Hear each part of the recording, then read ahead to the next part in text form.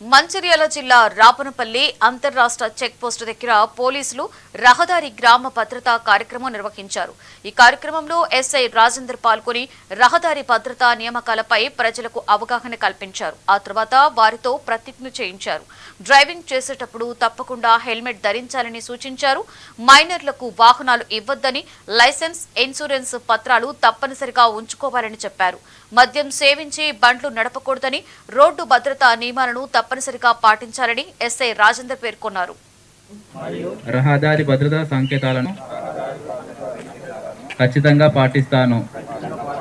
నేను ద్విచక్ర వాహనం నడిపినప్పుడు తప్పనిసరిగా హెల్మెట్ ధరిస్తాను మరియు కారు నడిపేటప్పుడు పరిమితికి మించి వాహనం నడపను.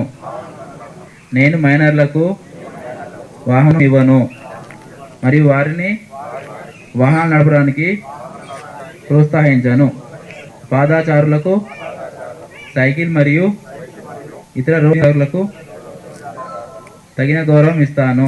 అందులో సభ్యునిగా ఇప్పుడు మన గూరం రాజన్న, రెడ్డి సాపు, నాగేష్ గారు ముగ్గురు ఉంటారు.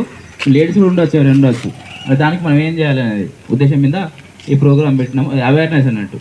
వాస్తవానికి యాక్సిడెంట్ కావద్దంటే 4 నియమాలు పాటించాలి. 4 ఈలు ఉంటాయి. ఈ అంటే ఎడ్యుకేషన్, అంటే అవేర్నెస్ ఉండాలి. మనం ఎట్లా బండి మీద పోతున్నామంటే ఎటు దిక్కు పోవాలి, లెఫ్టా రైటా. అదేవిధంగా కార్ వస్తే కార్ పక్కన ఉండాలా, రైట్ సైడ్ ఉండాలా, ఓవర్టేక్ చేయాలా వద్దా, ఇది అవేర్నెస్ ఉండాలి. అంటే దాన్ని ఎడ్యుకేషన్ అంటారు. తర్వాత ఇంజనీరింగ్. కొన్నిసార్లు యాక్సిడెంట్ ఎట్లయితే అంటే రోడ్డు బాగా లేకపోవడం వల్ల అవుతాయి, అవునా? అంతే కదా, అంటే చాలా గతుకులు ఉండడం వల్ల మంచి లేకపోతే అట్లా అవుతాయి. అది ఇంజనీరింగ్. తర్వాత ఎన్ఫోర్స్మెంట్ ఏంటంటే సపోజ్గా మేము రోడ్ల మీద మిమ్మల్ని ఆపుతాం, నీకు హెల్మెట్ లేని అడుగుతాం. అడిగినప్పుడు నువ్వు ఏం చేస్తావు, నీకు ఫైన్ వేస్తాం.